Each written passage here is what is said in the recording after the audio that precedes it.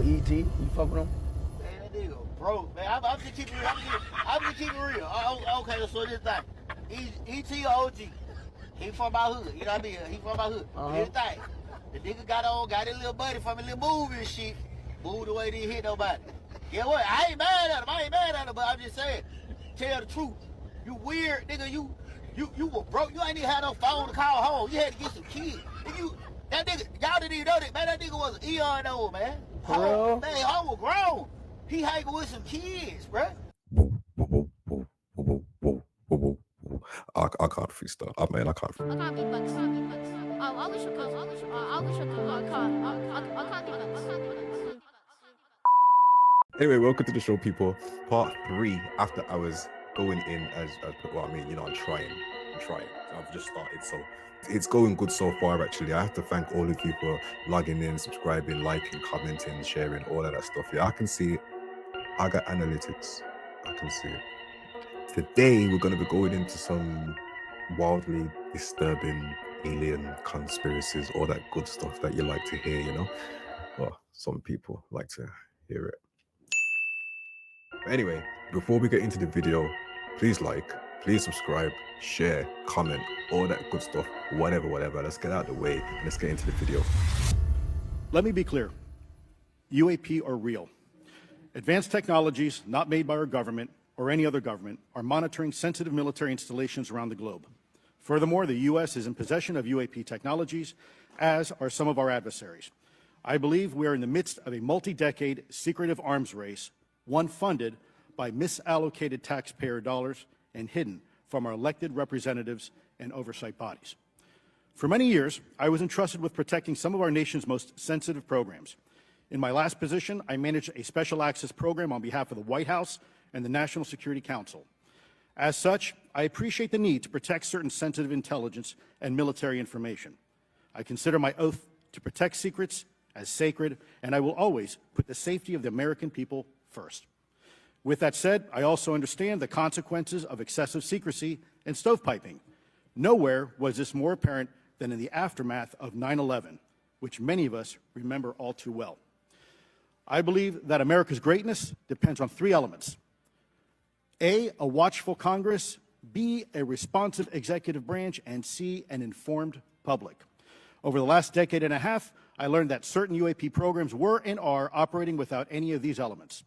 Although much of my government work on the UAP subject still remains classified, excessive secrecy has led to grave misdeeds against loyal civil servants, military personnel, and the public, all to hide the fact that we are not alone in the cosmos. A small cadre within our own government involved in the UAP topic has created a culture of suppression and intimidation that I've personally been victim to. Mr. Elizondo, what is your last position with the federal government? Sir, I was the Director of National Program Special Management Staff managing a White House Special Access Program on behalf of the National Security Council. How would you characterize UAPs? An enigma, sir, and a frustration. We're talking about technologies that can outperform anything we have in our inventory. And if this was an adversarial technology, this would be an intelligence failure eclipsing that of 9/11 by an order of magnitude. Are there classified Department of Defense materials related to UAPs that you believe could be safely disclosed to the public without compromising national security? Yes, sir, I do. I would never, ever try to endorse providing some sort of information that could compromise what we call a blue force technology or capability. But I do believe there's a lot of information regarding this topic, and I've been very vocal about it, that should be shared not only with the public, but most importantly, with members of Congress. Are you familiar with my friend David Grush? Absolutely, sir. I had the privilege and honor of working with him myself several years ago at U.S. Space Force.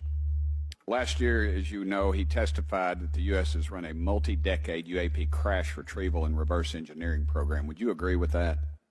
Yes, sir. Are there UAP programs operating without proper congressional oversight? 100%. What are they? Unfortunately, sir, I would have to have that conversation in a closed session. I know you said that, and a lot of people are frustrated with those kind of answers. But we're asking those kind of questions so you all know what the heck we're up against. You also mentioned in your opening statement that the Pentagon's Public Affairs Office employs a psychological operations officer as the singular point of contact for UAP-related inquiries. Why the heck would they do that? Sir, that's a great question. I would ask the Pentagon. There's a long history here of that individual providing misleading and false information to the public through various news outlets and media outlets in order to discredit this topic. I've personally been victim to it. We have the documentation to substantiate where this information has been absolutely inaccurate, that has been provided time and time again, and it turns out that that individual was also working with former leadership of Arrow at the time as well. And we punish them by giving them multi-million dollars more than they ask for every year. So I have a theory, if you would bear with me. So when Hillary Clinton was in office, I don't know if it was her exactly, but they changed the term from UFO to UAP. Now, I believe that the orbs that we're seeing flying around now, being followed by helicopters, aren't actually being followed by helicopters, but they're being escorted. So if, for example, one of these orbs crash lands, would have got their men on site ready to clean up, ready to keep away any people with cameras trying to spot anything, or you know what I mean, go away with some evidence. That's what I think it is. All that information about UAPs is now classified under a different directory, so it's got different laws, statutes, whatever, clauses, which doesn't make it accessible to the public. So when they talk about special access, I think that's what they're talking about. It's not aliens. I don't believe these orbs are aliens. I believe it's just government technology that they've classed underneath the table so that we have no possibility of getting to know what it is. That's my thoughts. I believe that that could be true, but who knows? I want to know what you lot think. Is this accurate at all? Am I on the right path? Does it seem like it could be credible? Let me know in the comments. There's a really famous mystery called the Dyatlov Pass, and it's about these hikers in the 50s, these 9 really experienced hikers who are going for their what's called their level 3 mountaineering test. And the way you pass your level 3, you have to map out this route. They use the Ural Mountains, so big snow-swept, like huge icy mountains, and so they brought cameras with them. They set off on this journey, and I think they reached the first checkpoint. I forget what it is, but they didn't make it to whatever second checkpoint or whatever it was. And there was a protocol for the people who were sort of sponsoring this test, where if they missed a checkpoint, there's like this big search that goes out to make sure they're okay. So they missed the checkpoint, this protocol is enacted, and not only are there pictures that we will get from the hikers, but there was cameras that came with the search crew. They follow the trail that they're supposed to be on. This is, again, there's no trees. It's just like the tundra. It's like ice and snow and mountains. And they come across this mountain off in the distance, and they see on the windswept side of the mountain, basically halfway up, are these tents that are just these like canvas tents. You barely see them, but they're situated right in the middle of the slope, which is like strategically one of the worst places you can place these tents. So immediately they're thinking, 1, it has to be the hikers, because who else is out here right now? But 2, why in the world would these incredibly talented hikers, why would they ever pitch their tent there? This is the most hazardous part. The wind can whip you off. So they see these tents, they're in the wrong spot. They go up to the tents and the hikers aren't there. They're not in there. There's pictures of this too. The tents inside had stacks of clothing, neatly folded and placed in the corners, like they left their clothes behind. And the tents themselves were cut open, like with a knife, but somehow they deduced that they had been cut open, but from the inside. So presumably one or multiple of the mountaineers chose to cut open these tents in like negative 50-degree weather. And then there were all these prints in the snow that led down the mountain. And some of the prints were bare feet, some had one shoe and one barefoot. And it's all 9 of the hikers. They spotted these prints, and they follow the prints down the hill, or the mountain. It's a big space. And they find this little crops of trees. And when they get to the trees, they find 3 of the hikers, and they're all deceased. And there's one who's basically almost naked, wrapped up on the ground. There's pictures of this. There's one who I believe was draped over one of the branches up in one of the trees, and then another one that was also on the ground as well. And there's these deep scratch marks in the tree, like gouges on the tree, as if some animal had been scratching at this tree. And all 3 of these hikers are deceased. There's more footprints that lead away from those 3 about a mile, kind of back in the direction the search party had come from. And there's this big snowdrift that created sort of like a snow cave underneath it. And the footprints lead into the snow cave where the other 6 hikers were, and they're all deceased as well. Except in there, the hikers had seemingly exchanged clothing, and they know this because the women were wearing men's clothing and vice versa. Some of their clothes had trace levels of radiation, and some of them had parts of their face removed, it looked like. Lips, nose, ears, it almost looked like surgical precision removal. They're all deceased, And one of the injuries, there was a person in there who their chest had basically been caved in, and it was deduced that the impact it would have taken, the impact would have been equivalent to like a speeding car smashing into you at full speed. But there's no sign of anything that could have done this damage. And so they're all deceased. And so the Soviet government, they launched an investigation. And during this investigation, they discovered that there was a huge military exercise, a Russian military exercise taking place in the Ural Mountains, who had no idea about these hikers. They have no clue that the level 3 mountaineering test is going on. It's not even on their radar. And they're 15, 20 miles away. And one of their senior commanders, on the same night that it's believed the hikers all died and whatever happened to them happened, he began noticing all these strange lights in the sky over the Ural Mountains, going up and down and moving all around, to the point where he actually thought it was another country, a foreign country. Are they invading us? And he literally thought it was like an invasion of Russia. And he sent out messages to say, hey, what's happening over there? Having no idea that he was pointing to the one spot where these hikers were. So during this investigation, they discover that families are clamoring for information about their lost loved ones. Nobody has any idea what's going on. And suddenly the Soviet government says, oh, we're going to shut this investigation down. All we know is that the 9 hikers who died from an unknown, unnatural force. Sealed. I guess it's safe to say that the only thing that we know from this, what we've been told, is that it's unexplained. Also, what I find interesting with all these kind of situations where there's a crew that comes afterwards, we don't know what they did before they gave us whatever information that they had left. So I think that's always down to speculation, like regardless of what happens. What I mean, it's an interesting story though.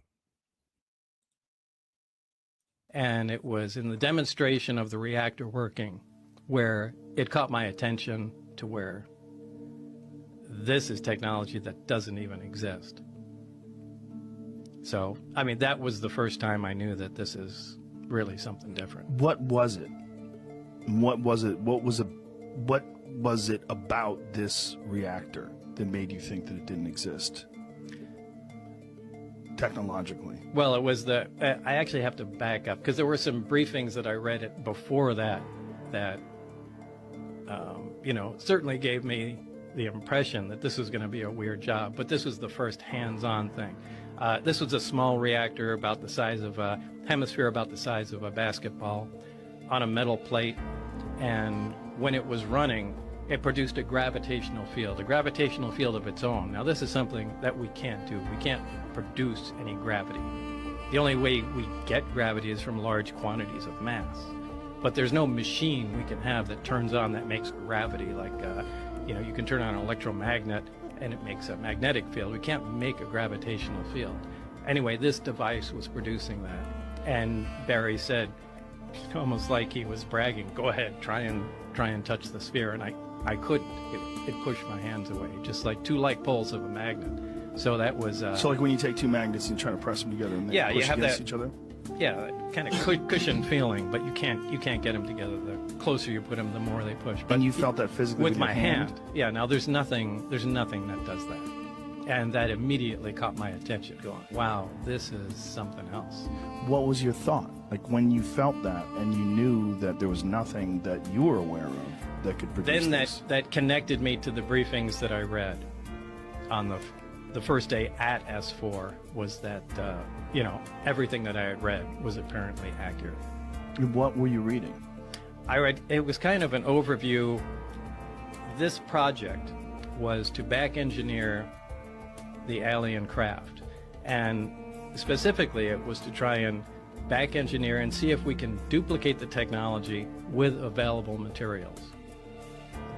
Now, to do this, they split the project into many different pieces for several reasons. They do this on all classified projects, so nobody has the complete story, but they compartmentalize everything. And we had the power and propulsion system.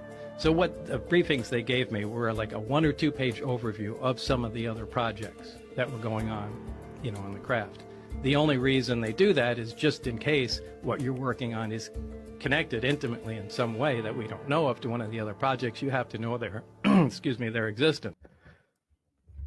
So his name is Bob Lazar Search him up and look through his life. His whole life is a story.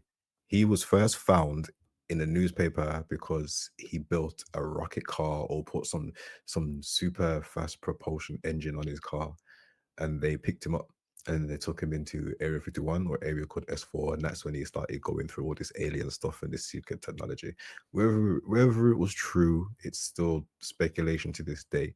But I believe that there might be some truth mixed in with the lies. We will never know. We will never know. But what we do know is that this guy has been hated by so many other people for the things that he's been talking about. So you be the judge. We're about 4 foot. Some of the creatures were mangled, were heavily injured, and their bodies were torn apart. There were 4 aliens aboard that thing. I'd imagine it's from those aliens went to Los Alamos.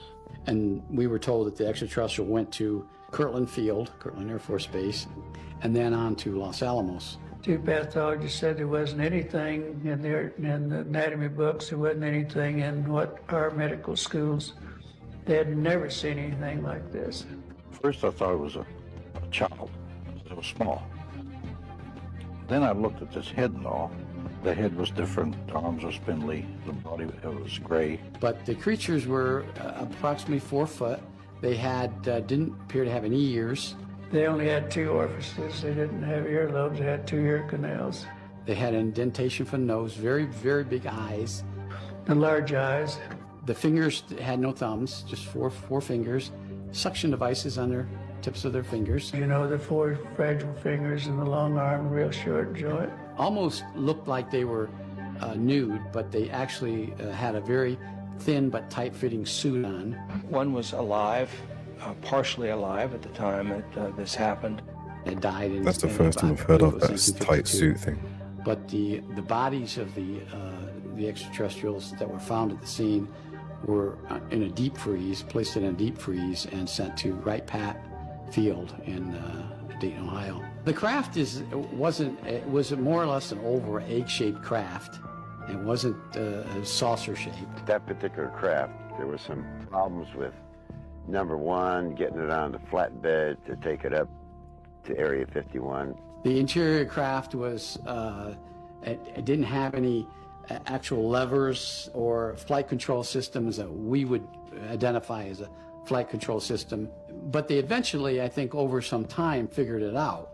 And it was done all by hands. The creatures would put their hands on controls, and they'd have this headset on, and this headset would somehow control or help them control the aircraft. Roswell's almost become a joke because there's so much myth and narrative around it. But if you look at the Guy Hotel document, it was a field agent sent to J. Edgar Hoover. 3 so-called flying saucers had been recovered in New Mexico. Each one was occupied by 3 bodies of human shape, but only 3 feet tall. It's become the #1 document viewed on the FBI website after we released this. They were between 3.5 feet to 4 feet tall. They were perfect teeth. They were childlike in appearance. They had jumpsuits on that were like a powder-colored blue. They were charred, blue uniforms on, nothing that would signify rank. The beings are 3 to 4 feet tall and weigh 25 to 50 pounds. They have grayish skin and large heads with almond-shaped wraparound eyes. They have very slight nose, mouth, and ear positions and are hairless. Now, what kind of proof do you have that is true? How do you know that? Well, let me take a look. Let me read to you first what the Air Force says about the bodies. First of all, I'm going to read from the Introductory Space Science, Volume 2, Department of Physics, United States Air Force. This is Chapter 13, Unidentified Flying Objects. Now, this is what the Air Force has the students at the Air Force Academy read. And it says, the most commonly described alien is about 3.5 feet tall, has a round head, arms reaching to or below his knees, and is wearing a silvery spacesuit or coveralls. Other aliens appear to be essentially the same as Earthmen, while still others have particularly wide wrap-around eyes and mouths with very thin lips. And there is a rare group reported to be about 4 feet tall, weight of around 35 pounds, and covered with thick hair for clothing. Members of this last group are described as being extremely strong. Now, I'm not making this up. This is an Air Force. You can pick out an Air Force physics book and read this stuff. And at the end of the chapter, they go on to say, This leads us to believe in the unpleasant possibility of alien visitors to our planet, or at least of alien-controlled UFOs. Personally, myself, I don't know about those blue powder suits. I don't know about that. Sounds more like some galactic patrol to me. And two of them, yes, they're mortal and they do die. However, in the process, one of them did this. All I remember is that he just kind of waved his hand in front of his chest, and the next thing I know, this blue beam hit me and just literally opened me up like a fish. And burnt my fingers right off of me. And it was some form of electrical And he has no fingers? force because the kind of like being hit by a lightning bolt burned all my toenails off of me. Completely crispy crittered my left foot. Burnt the shoe right off of me. All I remember is the smoking remains, and I'm still conscious, but in and out of, I didn't remember much. And there was a Green Beret that was right behind me that risked his life. In fact, he died. But he risked his life. He shoved me back in the basket and hit the button and took me up. I wouldn't be alive talking to you today if it wasn't for him. I'm forever indebted. He lost his life.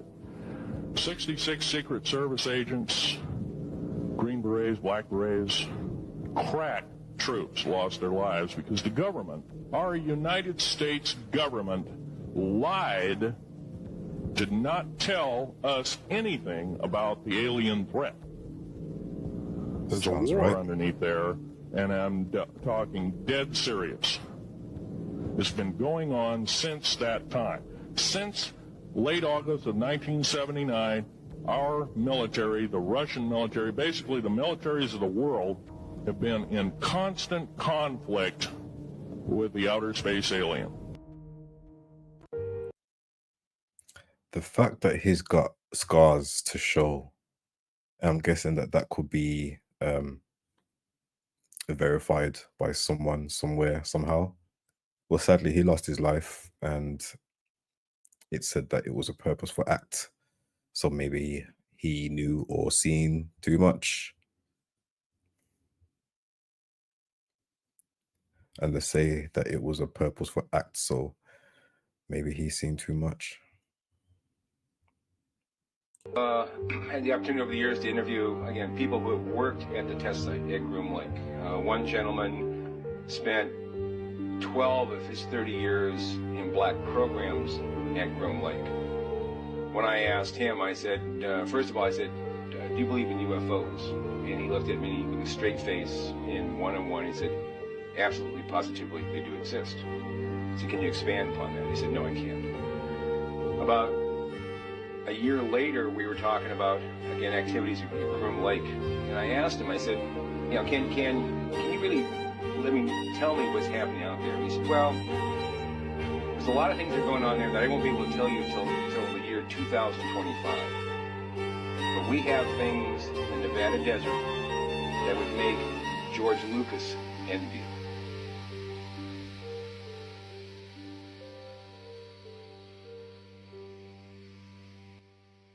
The Nevada desert. See, ain't that Vegas? How far is the Grand Canyon from there? Because the Grand Canyon was on fire for about a month or two, wasn't it? What do you think about this? Are they close?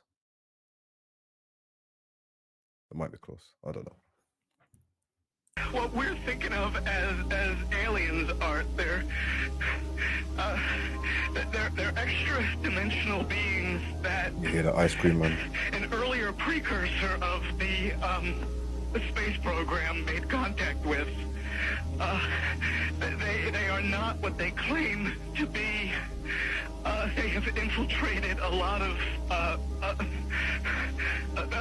aspects of the military establishment, particularly the Area 51. The disasters that are coming,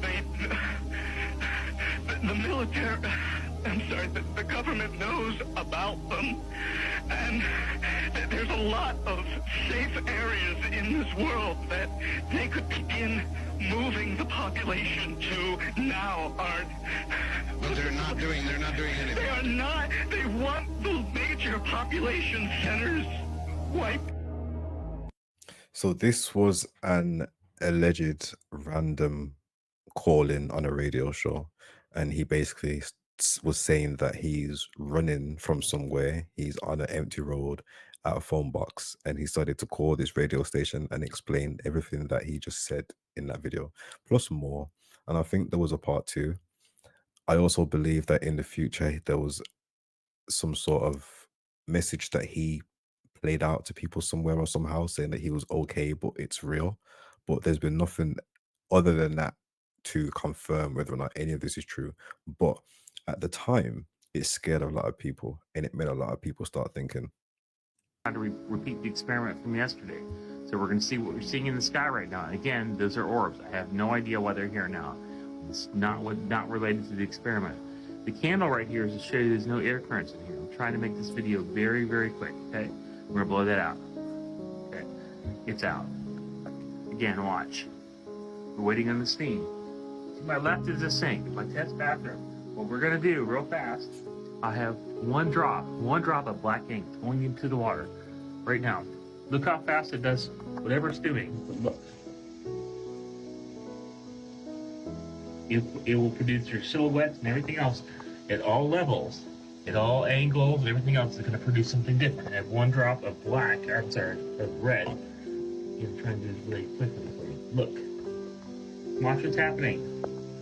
It may seem like it's totally normal, but you can already see right there. They're producing their silhouettes, and believe it or not, right now in the sink.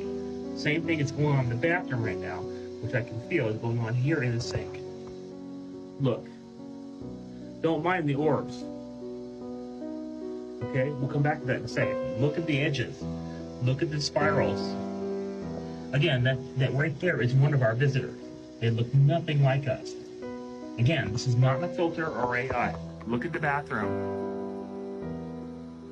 It's already starting. This is hard to do. Believe it or not, on the back. You look closely, I'm going to show you something. It's forming themselves right now. This was a white sheet. Look closely. Not just this sheet though. This was white too. It's turning colors. Apparently there's some small elements of pigment in white sheet. It's not white. Back to the field. It is hard to show you this. Look. I want to do this fast. I'm already at 2 minutes. I'm going to hold it here for a second. Look at this. Look at right there. Again, they look nothing like us at all. Believe it or not, this is completely real. The shower is on. I'm highlighting the field with steam right now. It doesn't matter. The universe communicates via particles. They do not use radio signals or light at all. But look what's going on. I cannot affect this one bit. It's not here yet. When I say yet, it will be here. So when I can go like this and wave my hand back and forth and it moves, they are here. Believe it or not. But look, I'm looking straight up right now. Jesus. Okay, back to the water. Look what's happened. This is them. I can zoom in as far as an iPhone 14 will show me, but it's indefinite. Like I said, I cannot show you the levels of detail that are going on right here. But the entire sink right now is them. Look. That's their silhouettes. They look nothing like us. Please have an open mind. Please have an open mind. Again, back to this.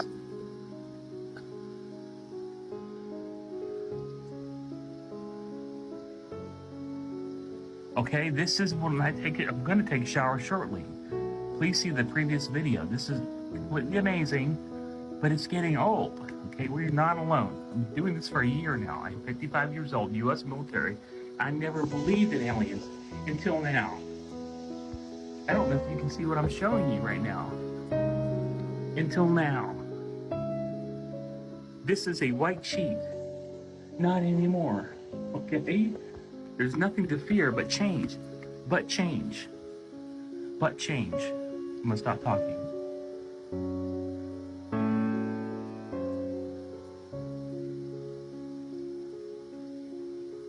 Look.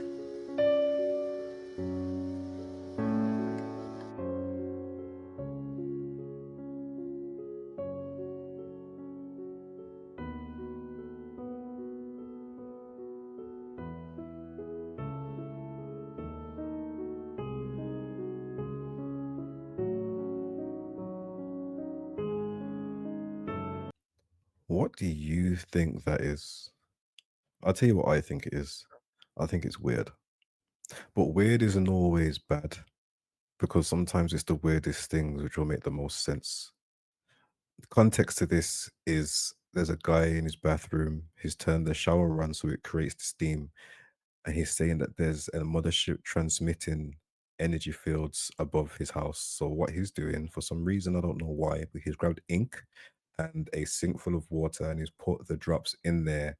And for some reason, something is manifesting in the air in front of him, but he can't manipulate it. So if you was to be around smoke, you would move it with your hands, it would wisp back, but for some reason it's not happening in this video. I find it amazing and a bit I can't explain it, but it's interesting. And I'll tell you the weirdest part about it. If you pause the video and scroll back to where you see the smoke in front of the white shower curtain or the sheet, whatever it is, you do see faces. A lot. You do see faces. But there's something called pareidolia, which is your brain seeing things that you recognize in things that are just random. For example, animals in the clouds. I personally see faces in the most obscure items you would never assume, but it happens. So maybe he's a veteran, as people say, and he's suffering PTSD. He's been doing it for how many years? It's getting to him. He sounds deranged, but maybe that's just excitement. You know, we can't really be the judge of this. We could only watch and give our opinions. And this is what I do. Where are the aliens? When you say what are the aliens, what do you mean? Where are the aliens? Like, why don't we see them? A lot of people think we see aliens, but I've not seen any evidence of aliens. You know, we've got 6,000 satellites in orbit, and not once have we had to maneuver around an alien spacecraft. Right. But on this Earth, the U.S. military has had to do a lot of maneuvering around objects they can't explain. I mean, there's always a bunch of classified programs that are underway of new aircraft and new missiles and things. So that are classified even within the military. So it's, you know, only if you have the top secret compartmented clearance would you know about this new program. So then, you know, some pilot sees something moving fast and says, hey, I saw a UFO. I'm like, yeah, that was actually a new weapons program, but we can't tell you that. The split second I see any evidence of aliens, I will immediately post that on the X platform. And it'll probably be our #1 post of all time. That'll be your biggest day, yes, for sure. If there's one thing that we can take away from all these videos today, is that information is compartmentalized and kept away from the people in the same units, which means that we haven't got a clue. When it comes down to it, we have got no clue of exactly what there is to know. And even if there was time for us to know, it will take a long time for us to get to that level in order to where we have clearance in order to know these things. So mostly all we can do is speculate. We're in the world of cameras, phones, and we're able to see more, capture more, and hopefully in the future, without too much AI interference, we can actually show something that is actually real. But until that day, I will be waiting here. So, you know, it's the end of the show right now. Unfortunately, we're gonna have to go. But I thank you for tuning in today. Please remember to leave a like, sub, comment anything that you want to ask, questions, if you got anything to say, any of your stories that relate to anything that you've seen today, just put it in there and I'll get back to you. Thank you for joining me today, and I'll see you the next time in the next video.